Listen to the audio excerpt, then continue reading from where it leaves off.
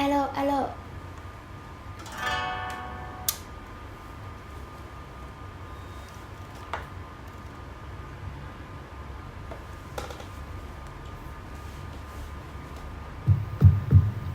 Alo alo.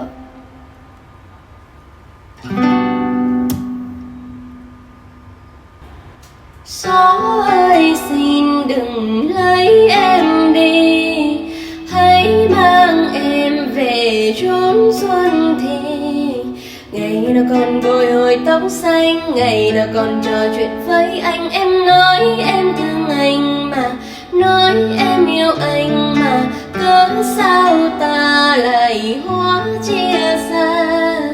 Đóa phong lan lặng lẽ mơ màng, nàng dịu dàng tựa đèn phố Vinh, đẹp rằng người chẳng cần cố sinh.